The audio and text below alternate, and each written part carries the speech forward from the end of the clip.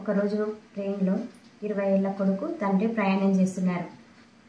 ప్రయాణం చేస్తుండగా మధ్యలో ఆ కొడుకు ఒక్కసారిగా అరిచాడు, నాన్న అలా చూడు, చెట్లు ఎంత స్పీడ్గా వెళ్ళిపోతున్నాయి వెనక్కి అని గట్టిగా అరిచాడు.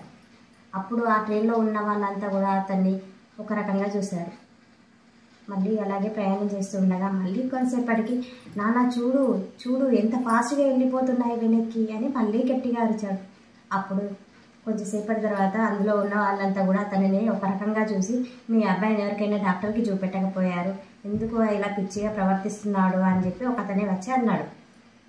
అప్పుడు ఆ తండ్రి, మేము హాస్పిటల్ నుంచే వస్తున్నాం, నా కొడుకుకు చూపు లేదు ఇన్ని రోజులు బట్టి, ఈరోజే చూపు వచ్చిన తర్వాత ఇదే తన మొదటి ప్రయాణం, అదంతా చూసి సంతోషపడి అలా అరుస్తున్నాడు అని చెప్పగానే అక్కడ ట్రైన్లో ప్రయాణం చేస్తున్న వారు అడిగిన అతను అందరూ కూడా బాగా తన వైపు చూశారు. Every single person on the planet has a story, so don't judge a book by its cover అన్నారు కదా. అందుకే ఎవరినైనా సరే, ఏ వ్యక్తులనైనా సరే, మనము వాళ్ళు చేసిన దాన్ని బట్టి వాళ్ళ క్యారెక్టర్ని మనం డిసైడ్ చేయొద్దు. దాని వెనకాల ఏముందో, వారి కథ ఏంటిదో అదంతా కూడా ఉండాలి కదా, తెలుగువాలి కదా. అదన్నీ చూడగానే తెలియదు కదా, అలా ఎలా జడ్జ్ చేస్తారు? సో ఎవరైనా సరే అండి, ఇంకొకరి గురించి కొంచెం ఆలోచించి ఆచితూచి మాట్లాడండి.